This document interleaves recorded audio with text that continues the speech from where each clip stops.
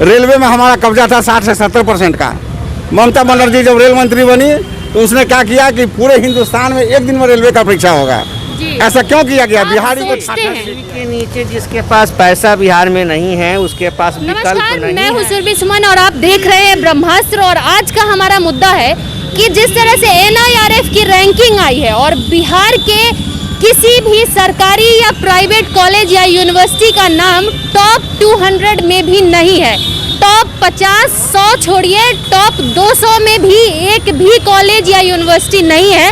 तो इस पर जनता को क्या कहना है, हम यही जानने आए हैं। सर बताइए कि जो शिक्षा की व्यवस्था बिहार में है इस पर आप क्या कहेंगे? बिहार में शिक्षा में हायर एजुकेशन का काफ़ी दुर्दशा है जी। ना कॉलेज खुलता है, ना वहाँ प्रोफेसर आते हैं जी। कोई शैक्षणिक वहाँ माहौल नहीं है जी। जाइए एडमिशन मैट्रिक पास कीजिए, इंटर पास कीजिए, जाकर एडमिशन कराइए और उसके बाद घरे आकर बैठ जाइए। फिर जब समय आएगा तो फॉर्म भरने के दिन जाइए, फॉर्म भरिए, जहाँ सेंटर पड़ेगा वहाँ परीक्षा दीजिए। जी। जिसका सब कुछ पेपर पे ही चलता है बिहार में और वो भी लेट चलता है, वो भी लेट।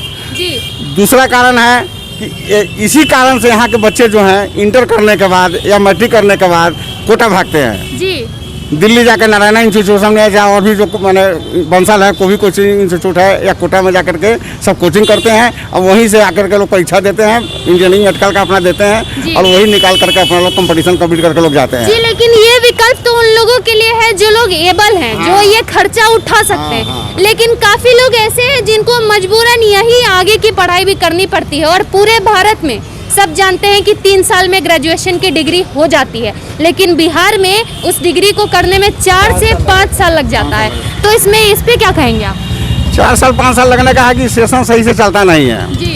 कॉलेज खुलता नहीं है, यूनिवर्सिटी का सेशन खुलते यूनिवर्सिटी बंद रहता है, हड़ताल रहता है, कभी कुछ रहता है। जात पात के चंगुल में फंसा हुआ है विश्वविद्यालय। हर जितना भी बिहार का विश्वविद्यालय है सब जात पात में सब फंसा हुआ है। कहीं कोई ऐसा कोई माहौल नहीं है। जो विद्यार्थी यहाँ का अपने बलबूता से, चाहे सरकारी कॉलेज से पढ़े या प्राइवेट से पढ़े, अपना पर्सनली कुछ तैयारी कर लेता है या कहीं बाहर जाकर तैयारी करता है, वही लड़का जो है कहीं जाकर के नौकरी पा जाता है। और आज हम गर्व से कहेंगे कि हमारा बिहार का 50% लड़का जो है वो अदर स्टेट में और सेंट्रल में जाकर नौकरी कर रहा है। बिल्कुल सर, जो टैलेंट हम बिहारियों के पास है वो शायद ही कहीं एक समझ लीजिए कि ये गॉड गिफ्ट है बिहारियों के पास। लेकिन फिर भी कहीं ना कहीं आपको नहीं लगता कि संसाधन की घोर कमी हो रही है बिहारियों के? सही बात है। हमारे बच्चे या हम गार्जियन हैं, हमारे दिमाग में पहले से ही बस गया है कि भाई हमारे बिहार में कुछ नहीं है, पानी और बालू के सिवा यहाँ कुछ है ही नहीं है। एक ही रोजगार का साधन है कि अच्छा से अच्छा शिक्षा प्राप्त करो, कंपटीशन की तैयारी करो, बैठो कंपटीशन में और नौकरी पाओ और कब्जा करो सेंट्रल से लेकर दूसरे स्टेट में जाकर के। रेलवे में हमारा कब्जा था 60 से 70% का। ममता बनर्जी जब रेल मंत्री बनी तो उसने क्या किया कि पूरे हिंदुस्तान में एक दिन में रेलवे का परीक्षा होगा। ऐसा क्यों किया गया? बिहारी को छांटने के लिए किया गया कि बिहारी पंजाबों में जाकर बैठ जाता है। अब महाराष्ट्र में होता है, बॉम्बे में परीक्षा, जो यहाँ से जाता है बिहार से वो महाराष्ट्र में रेलवे में भर्ती हो जाता है, बिहारों में भर्ती होता है। कि बिहारी घूम घूम कर सब जगह परीक्षा देता रहता है सालों में। तो क्या कारण है कि सब कुछ जानबूझकर, सब कुछ समझते हुए भी बिहार में शिक्षा के लिए आज तक आवाज नहीं उठाई गई? एक बड़ी भीड़ जमा नहीं हुई कि हमारे बिहार की जो शिक्षा व्यवस्था है उसको ठीक किया जाए, हमारे बच्चे बाहर पढ़ने ना जाएं, उनको यहीं पर ऐसी व्यवस्था मिले कि वो यहीं पर अपनी पढ़ाई पूरी कर सके। सबसे बड़ी बात है कि सरकारी कॉलेज का या सरकारी शिक्षण संस्थान का बहुत बड़ा दुर्दशा है जी। और प्राइवेट इंस्टीट्यूशन कॉलेज जितने खुले हैं ये सब माफिया लोगों का है। अच्छा। ये सब अभी 1.5 लाख रुपया दीजिए, बीएड में नाम लिखा लीजिए। अच्छा। उसी तरह इंजीनियरिंग कॉलेज खुला है मधुबनी में, दरभंगा में, मुजफ्फरपुर में, जहाँ भी खुला है, केवल पैसा लेकर एडमिशन लेना। उनके पास कॉलेज भी नहीं है, न उनके पास कोई टेक्निकल पढ़ाने का कोई साधन है। अच्छा। न कोई इंस्ट्रूमेंट है उनके पास में, और सारे के सारे माफिया है। आप बोल नहीं सकते हैं कि फलाना कॉलेज खुला उसमें फलाना चीज नहीं है, ठग के हमारा पैसा ले लिया चाहे फलाना किया जी। सर, जेपी आंदोलन बिहार में शुरू हुआ था, तो ये आंदोलनकारी जो प्रवृत्ति बिहारियों की थी, जो क्रांतिकारी प्रवृत्ति थी, ये आज सो क्यों गई है? सर, ये तो जायज आवाज उठाने वाली बात है, फिर भी आवाज क्यों नहीं उठ रही है? बात है कि सब जात पात में, राजनीति में लोग बट गया यहाँ का। अच्छा।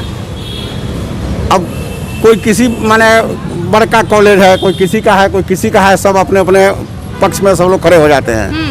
जहाँ विरोध कीजिएगा उनके लोग खड़े हो जाएंगे, वहाँ विरोध कीजिएगा तो उनके लोग खड़े हो जाएंगे। अच्छा। सभी लोग वहाँ से हट जाते हैं, गुंडे लोग आगे आ जाते हैं। अच्छा। तो कौन जाएगा वहाँ पर बोलने के लिए, क्या बोलेगा, क्या करेगा। इसलिए शिक्षा जगत जो है वो प्राइवेट जगत वो प्योर माफिया के हाथ में है। जी, आप बताइए सर, आप क्या इस पर राय रखना चाहेंगे। और जैसे कि इन्होंने कहा कि सब बटे हुए हैं, कोई एकजुट होकर आवाज़ नहीं उठाती है, लेकिन जब आप लोग वोट देने जाते हैं उस वक्त जनता ये, जब आपसे वोट मांगने बड़े बड़े नेता आते हैं, उस वक्त जनता ये डिमांड क्यों नहीं रखती है कि अगर हमारे बिहार की शिक्षा की जो स्थिति है उसको नहीं सुधारी गई तो हम वोट नहीं देंगे। देखिए, आपने शिक्षा के बारे में पूछा, तो यहाँ का शिक्षा अगर हम प्राइमरी स्टेज में जाएं जी तो जो सक्षम लोग हैं वो अपने बच्चे को प्राइवेट स्कूल में पढ़ा लेते हैं जी, लेकिन जो सक्षम नहीं है, रियल में जिस वोट से राजनीति होती है, गरीबों की राजनीति होती है, गरीब को ये बताया जाता है कि हम सब्ज बाग दिखाया जाता है, हम आपको शिक्षा देंगे, रोजगार देंगे, पानी देंगे, बिजली देंगे, लेकिन होता क्या है कि जो मेन तबका जो गरीब है वो नहीं पढ़ पाता है। उसका कारण ये है कि सरकारी स्कूल में भोजन दिया जाता है लेकिन शिक्षा नहीं दिया जाता है। तो आपने कहा कि इस अभी जो रैंकिंग हुआ है उसमें आपका कोई बाहर का नहीं निकला जी। एक्चुअली बिहार की जो पढ़ाई है वो जो लेबोरियस बच्चे हैं वो नीचे तबके के होते हैं, जो गरीब होते हैं, जो जुझारू होते हैं, वो सरकारी स्कूल से ज़्यादातर आते हैं। अच्छा, आजकल यहाँ प्राइवेट और सरकारी दो तरह की पढ़ाई हो रही है। तो सरकारी ये प्राइवेट स्कूल के जो बच्चे हैं जो ढंग से सिलेबस को समझ भी नहीं पाते हैं और किसी तरह से पास कर जा रहे हैं। जो क्रीम बच्चे जो एजुकेशन जो जिसको एजुकेशन समझ में आ रहा है, जिसके पास पैसा है, वो अपने बच्चे को बाहर भेज दे रहा है। सर फिर भी लेकिन जो गरीब है, जो जो आपने कहा कि बिहार के कॉलेजों का ना, बिहार की स्थिति खराब है ना, तो जो यहाँ के बच्चे बच गए वो खिचड़ी खा के चले आते हैं, पोषाहार खा के आ जाते हैं, तो वो तो सिर्फ खाने पर रह जा रहा है ना, उसको पढ़ाया ही नहीं जाता है। स्कूल में जा कर के देखिएगा तो यहाँ के टीचरों की स्थिति ये है कि जो हेडमास्टर है उनसे अगर जाकर कभी आप आई हैं तो बिहार के स्कूलों में जाकर के, सरकारी विद्यालयों में जाकर के टीचर का क्वालिफिकेशन का टेस्ट कीजिए। बहुत ही स्थिति खराब है सर, बहुत ज्यादा स्थिति खराब है। आने वाले ही गुरुजी ही खराब हो जाएंगे। नीतीश कुमार के आने के बाद ये वेतन पर बहाली कर दिए, ठीक है ना, मानदेय वेतन। लेकिन सर देखिए, फिर भी 10वीं 12वीं तक तो फिर भी लोगों के पास विकल्प है, लेकिन अगर 12वीं से आगे की पढ़ाई करने की आप सोचते हैं, 10वीं के नीचे जिसके पास पैसा बिहार में नहीं है उसके पास विकल्प नहीं है। मैं खुले मन से कह सकता हूँ कि यहाँ विकल्प गरीब के लिए है ही नहीं है। लेकिन कुछ तबका तो ऐसा है ना जिनके लिए फिर भी विकल्प है, लेकिन 12th पास करने के बाद तो सब समान स्तर पर आकर खड़े हो जाते हैं, कोई विकल्प ही नहीं है सर। नहीं है, सब लोग बाहर भेजते हैं अपने बच्चे को पढ़ने के लिए।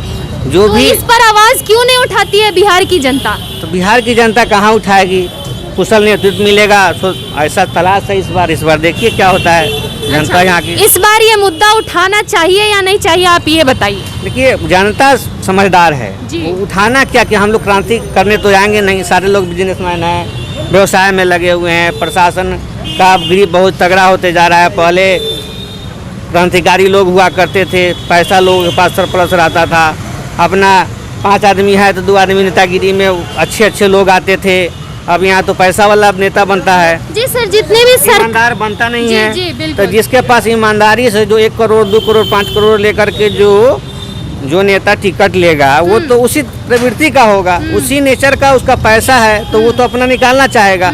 तो वो तो लूट खसूट कर रहा है, खुद किए हुए पैसा, उसी पैसा को लगा रहा है, इन्वेस्ट किया है, तो वो आपका गेन कर रहा है, उसको निकालेगा। जी सर, जो शैक्षणिक संस्थान हैं जितने भी सरकारी, वो सब दिखावे के लिए एक इमारत के तौर पर खड़ी हैं, ना तो उनमें शिक्षक हैं, ना शिक्षा की कोई व्यवस्था है। इस पर क्या कहेंगे? देखिए सर, गेस्ट टीचर हैं, कहाँ 1 से 2 शिक्षक सर, कहीं भी अधिकतर डिपार्टमेंट सारी यूनिवर्सिटी के खाली है। मेरिट जिसमें है वो गेस्ट टीचर से भी पढ़ ले सकते हैं, लेकिन मेरिट वाला लड़का यहाँ है ही नहीं। अच्छा, सारा मेरिट वाला लड़का बाहर चला जाता है। भले सर, तो डिग्री 3 साल की डिग्री 5 साल में मिलेगी तो कौन रुकेगा? और जनता है कि इस पर आवाज उठाने के लिए तैयार नहीं है। हाँ, जनता यहाँ की सोई हुई है जी, ये बात आप मानते हैं? सोई हुई है, यहाँ की जनता सोई हुई है। जब समय आता है तो लोग जाति पाति में बढ़ जाते हैं, भावावेश में बढ़ जाते हैं, भावना में चले जाते हैं कि हमको इसको देना है, लेकिन जब ऐसा अच्छा नेता यहाँ नहीं आ रहा है जो पहले के ज़माने में जो होता था कि अच्छे नेता आते थे, जो सामर्थ्यवान होते थे, जिनके पास लालच नहीं होता था, निस्वार्थ भाव से काम करते थे, वैसा नेता अगर विकल्प के रूप में कोई पार्टी लाए तो बिहार की जनता उसको मतलब कि आगे बढ़ा उनके लिए सकती विचार करे। ठीक है सर, धन्यवाद। इनका ये कहना है कि बिहार की जो जनता है जागरूक नहीं है और इसी कारण जात पात के भेदभाव में बंटकर अपने मौलिक अधिकारों से अपने आप को और अपने बच्चों को वंचित कर रही है। जुड़े रहे ब्रह्मास्त्र के साथ, धन्यवाद।